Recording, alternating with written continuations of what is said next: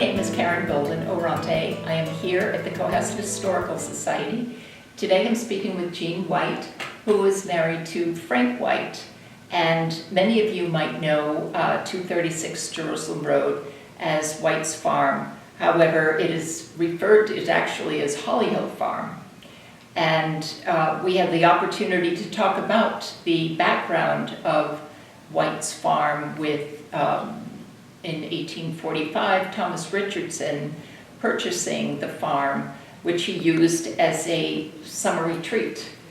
And Thomas Richardson, who the property then went to his granddaughter Olivia, who married Dr. Charles White, and hence the name White was now affiliated to the property. So it was very interesting in looking at these old maps. There's a piece of property, it's a meadow on the property called Peck's Meadow, which is one of the oldest referred to pieces of land in Cohasset, and that dates back to the 1600s. And in looking at the map, we also see the cart path where the Hinghamites, or because Cohasset wasn't a separate town yet, we were also called Hingham.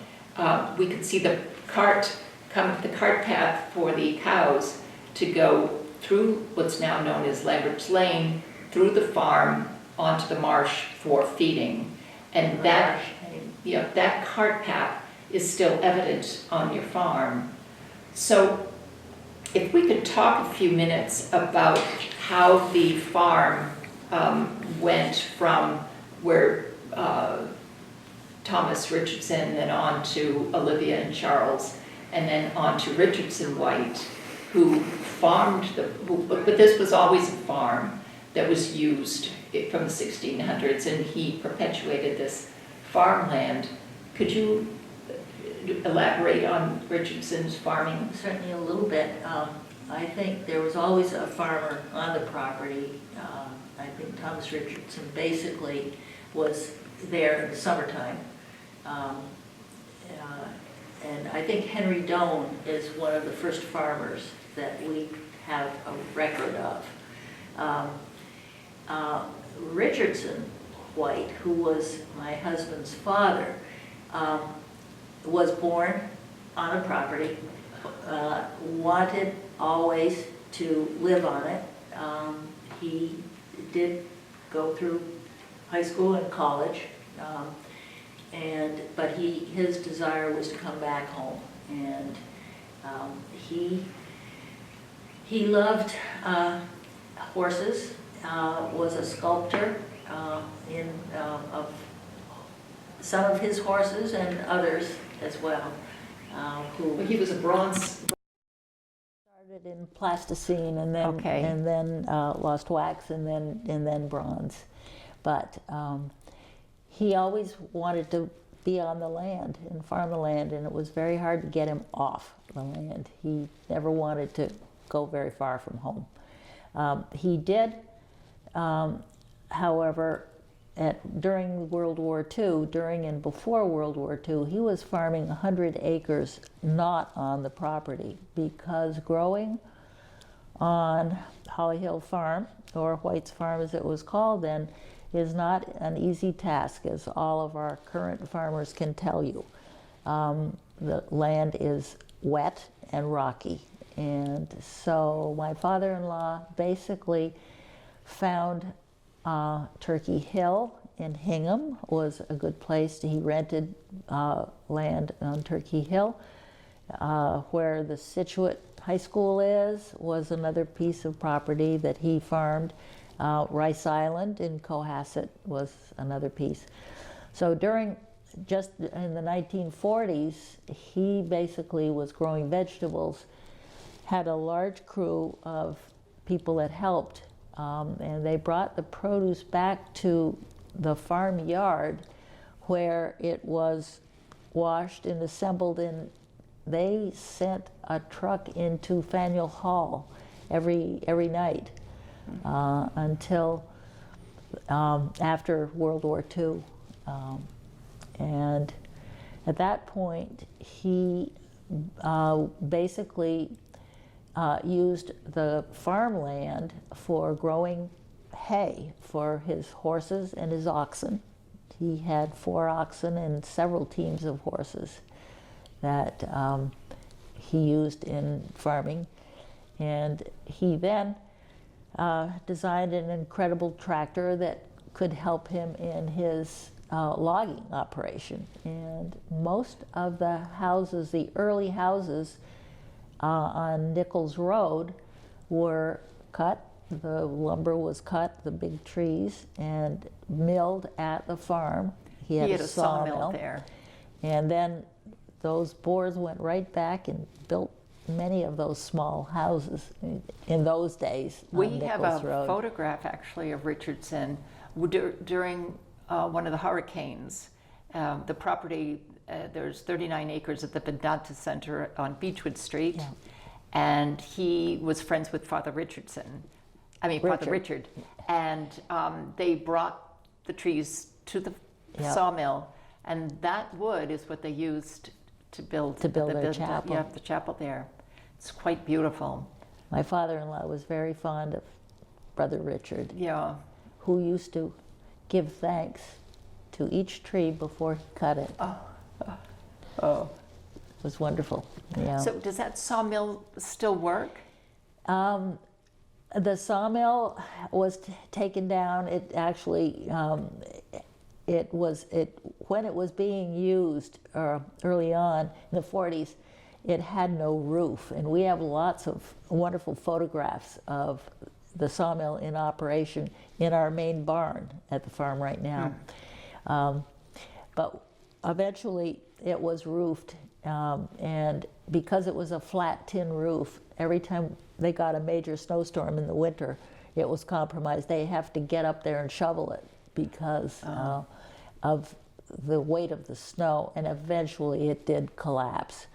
So at that point, my father-in-law was not using the sawmill anymore. It was hideously expensive to insure the use of that mill. And once they stopped using green lumber for house building,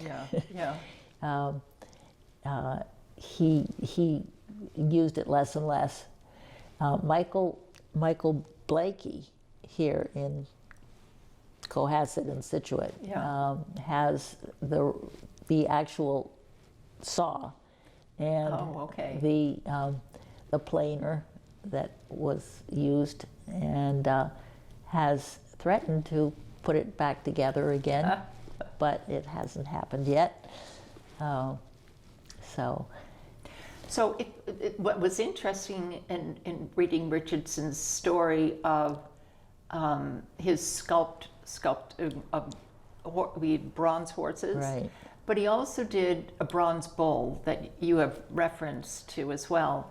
And that bull actually belonged to Clarence Barron, who lived here on the harbor in the home. Well, it was wooden home at that time, but the home was raised, and Jesse Cox built a big brick home. But Right. So that was Clarence Barron's bull that he used as a model, which was pretty fascinating, since Clarence Barron, between the Barron's report, the Dow Jones, and Right.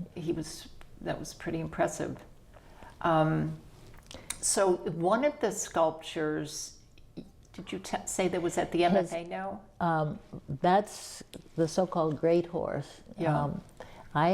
We have in my house right now the plaster cast of the Great Horse, which is at the Museum of Fine Arts in bronze. But when you were mentioning Mr. Barron's bull, Jesse Cox had a number of horses, and Richardson did a sculpture of one of her cobs as well. He did a number of sculptures for people in town who had horses that they wanted to have memorialized in bronze. As well as that was his joy, and he did a great deal of sculpting in the studio, which is in the barnyard, and has been with a wonderful skylight.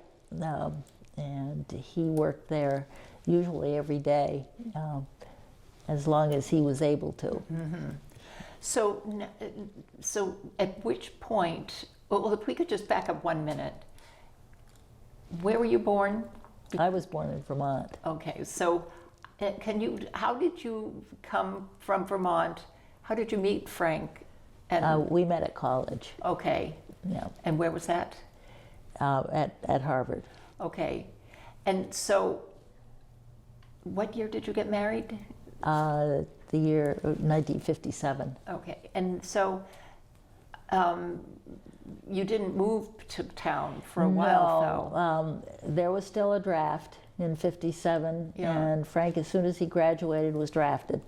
But he had won a scholarship his senior year to Cambridge University for a year. So he went right over and got a deferment, was deferred as a scholarship student for the year. But when he came back, he was picked up immediately by the draft board and spent 2 years in the service in the South. And we married after his first year. Mm-hmm. I had graduated by that time. And so after he had finished his service, he came back and got a degree, a master's degree at Harvard, and then he was an assistant dean of freshmen at Harvard for a couple of years. And then his first job, we wanted to go back to Vermont. So we did that briefly until he was given an opportunity to come back and teach here at in Groton, and his parents were not as well then, so we thought it was a good time to come back to Massachusetts. Mm-hmm. So, and you came to Cohasset, and we came to Cohasset to live after his father had died. Yeah. In '93. We came down. It took some time. Frank spent a lot of time learning exactly what was involved in keeping the farm operational from William Walsh, who lived in the farmhouse at that point. Mm-hmm. And his daughter, Katie, lives in town with her family, and comes to the farm frequently with the Blue Cross Blue Shield people who come and give us a day of service, have for the last 2 years, and this year will be the third. So we didn't move down to live permanently until '98. And the goal at that point was pulled together to pursue an organic farming. Frank wanted, he as his father had loved the property and realized it was a wonderful opportunity to utilize the property as, and Frank had always been a teacher and an educator, and he wanted to utilize the farm in a way to be an educational resource as well as to preserve the property in a sustainable way. So we thought organic farming was a good thing for us to retire to, so-called. Yeah. Well, I believe it was 1980 where with Richardson and his sister Evelyn put 120 acres in reservation trust. It was Frank and Frank's parents that did that, and his sister was Ellen. Okay. Ellen Cabot. Okay. Yeah. So we'll have to tell a newspaper article that they got it all wrong. But so 120 acres are in a preservation. So That Under is the property. Under the trustees of reservations. Right, so have that the property conservation is restriction on that. lots of restrictions, so that no big, So it's not going to be developed. right, no Right. development, no No. harvesting of every tree on the property, and No. which is great. So on the property, you were telling me there's a lot of trails that, now did you manicure those trails, or were they We- natural trails? They were trails that my father-in-law rode on every day because until he couldn't ride anymore, he rode every night from 5 to 6. He was out there. He had several horses that he loved, and Michelle Onwood Laney, who lives in town now, and she, both she and her husband Peter, were enormously important in the White family's world. Michelle helped my father-in-law do a lot of his book work. Peter worked on the farm before he went off to do his own job off the farm. But they lived in the house for many years that I'm living in now, and are dear friends. Michelle used to ride with him, with Richardson, or Dick White, which is what he called himself. When it was harder for him as he got older. He had lost the sight of one eye working on a metal lathe many years before, and had a metal filing in one eye, so he could only use the one. And as he got older, it was a little hard for him to, he worried about losing his glasses if there were branches that knocked them off. So Michelle was great. She loved riding and always went with him, and had a horse that she liked riding too. There were at least 4 riding horses on the property all the time.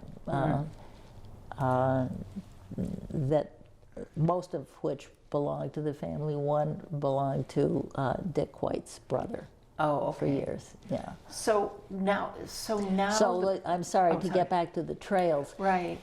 He rode on all these trails, so he rode on his property every night. Yeah. And so they were already utilized trails. Right. So when we came down to live, my son had loved to ride too, as many of the family members did.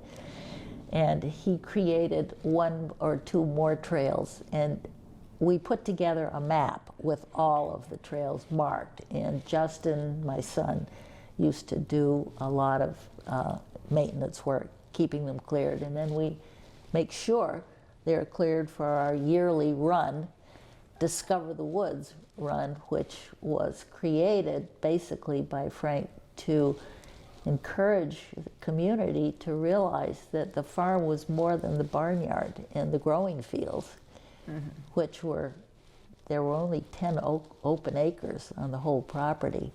So there were 130 acres of woodland that people needed to know about and enjoy and walk and discover. Yeah. So the produce that you grow, people have an opportunity to purchase it at the farmer's market. Right now. Yeah. And then also in the barn. They could go to the barn and purchase the produce. The farmyard you also use as an educational tool for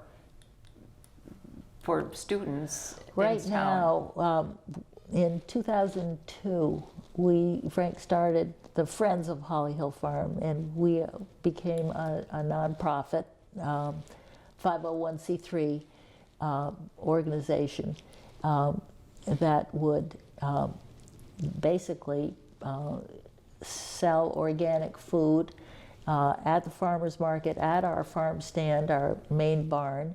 And we started with the charter school. My husband was on the board of the charter school at that point, and the charter school had its very own garden at the farm. And they would come once a week, the kindergarten, first and second grade pod, with Ted Hirsch, who was his father-in-law lives in Cohasset, Ben Lacey. and he would come from the charter school with his group, and they would they'd work on the farm and work in their own garden, and it's been a wonderful relationship that continues to this day. So now even the Cohasset students do go to visit you for, well, whether they go to the barn to see the animals or go to see how the seedlings are coming along. Johnny Belber joined us in 2002, and he's been our education director ever since and is an absolute marvel. We have been having school groups, encourage school groups to come take tours, trips to the farm. We have a teacher training program going on today, as a matter of fact, with some Hull teachers. But we have, up until school is out, we basically start in the spring, and we frequently have school visitors every day, especially as we get towards the end of school, and it's very hard to hard to sit in the classroom. Right. They go to 5 stations. They visit the greenhouse. They visit the compost area, the growing fields, the woods, and then the animals. And that's a wonderful program for schools all over the South Shore, and a number from Boston that come out too. So those animals have to be fed twice a day. Some of them get 3. And but so you're like the post person. Rain, sleet, snow, whatever. Those animals have to be fed. Oh, they do. You have to. Yes, that's my job. And you have to bundle up in the middle of the winter and get out there and feed those animals. Yep, they like to eat just the way we do. Yeah. So we have a boarding horse and our own pony, 30-year-old. We have a donkey, rescue donkey. We have 3 goats, a bunny, and about 29 chickens, 2 roosters. Oh, so now do you sell the eggs at the barn We as do. well, or at the farmer's market? We do. Oh, that's good. Yeah, we sell all of our produce to farmer's market at our farm stand when we're open. We just started this past week. We did a few winter markets, winter farmers markets, with one at Scituate this year, twice a month in the winter, because our farmers have got, they raised 3 greenhouses in Peck's Meadow, and we had crops coming, hardy greens coming all winter long. Oh. So we sell some to restaurants, but a few restaurants when we're able to. So now your seedlings, you start your seedlings, and that has been going on since, when did you start those? We started selling our plant sale. We've got to be, I would say, probably 7 years ago. We started selling organic seedlings for the community, and we have now 2 greenhouses dedicated to starting our seedlings. We start in February, late February. In the meantime, we have our 2 greenhouses are absolutely chock-a-block full. We have probably 40,000 seedlings for sale. Oh my goodness, 40,000. Yeah. So we'll have everything in May. Yeah, so your public. second will be in May, okay. I think this year, Mother's Day weekend will be the first one, and then the weekend after. I think the first one is May 11th and 12th. Wow, 40,000. We have lots of volunteers that help. We've got an incredible staff of farmers. Jasmine Callahan is our head farmer. John Graziano is her assistant, and then we have Stella Gibson and Sarah Dupre. We will have Gina Lentini is coming back in May. So, and we may or may not have an intern. So, and everybody's working full tilt because we have already started to put peas in the ground and get a number of things, hardy things, growing on the farm as well. It's a busy time. Yeah, it's a very busy time. So, as well, you had a summer camp last summer. Yep. Is that every summer you have your summer We camp? do. We have summer camps actually start in May, and basically the older kids are still in school, but it's wonderful for the little ones that go to the daycare centers. Okay. So we start at 3 to 5, and we have, that's probably one of the greatest needs in town, is for the really young, for the Children. youngsters. So we have summer interns that just work on the education programs. And some of our farmers do farming and education. They do both, a little bit of both. So we have a great crew that our summer camps run all the way through August. And then Johnny Belber has, not only is in charge of the summer camps, but he has a program called the Farm to Food Pantry opportunity for teenagers. And we grow food for 3 food pantries. Father Bill's, the Cohasset Food Pantry, and then Wellspring in Hull. And the kids who do that program get community service hours and everything. So we have a specific garden that's designed for Farm to Food Pantry. And that's all they do, is grow food, wash and prepare it, and take it on a weekly basis to the pantries. food Wow. pantries. That's amazing. That's fantastic.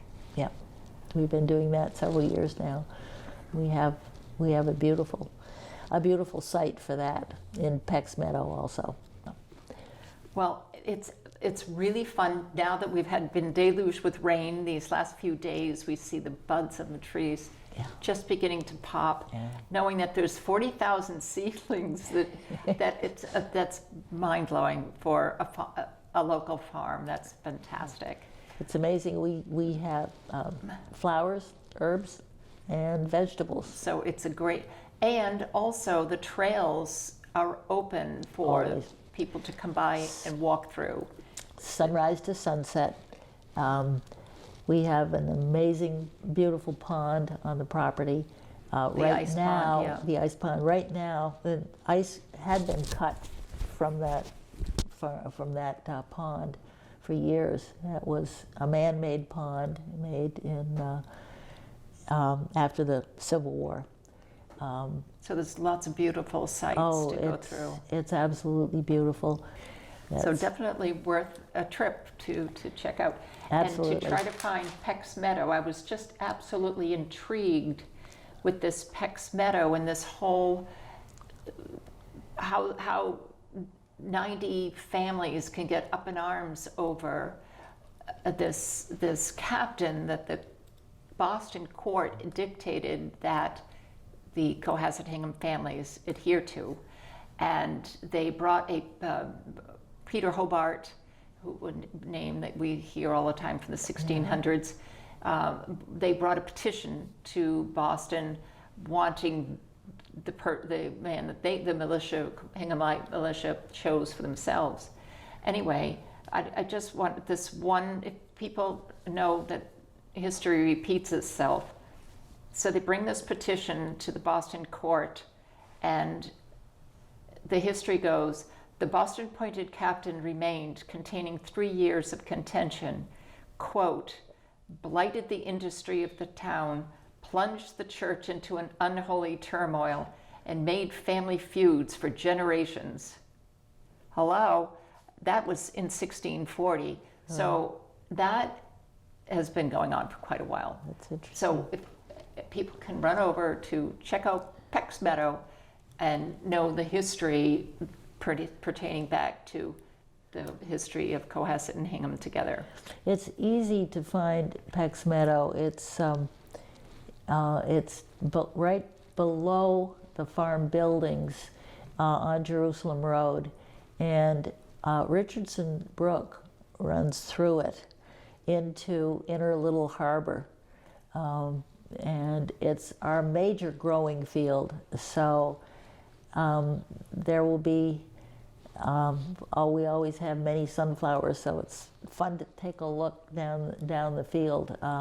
We have a couple of greenhouses in there now too, but it's spectacular in the summertime to be able to look down that field. It's beautiful and it's easy to see. Well, with the weather changing, I'm sure people are beginning to think of what that homegrown tomato or that, that farm fresh egg. I mean, so we're all looking forward to the next season, and I really appreciate your coming by. And this has been really fun to look through all of the photographs of that you've brought, and I look forward to visiting the farm and the farmer's market and look forward to getting my seeing you. produce. Thank you very much, Jean. Thank you. I appreciate it. Thank you very much. Bye now.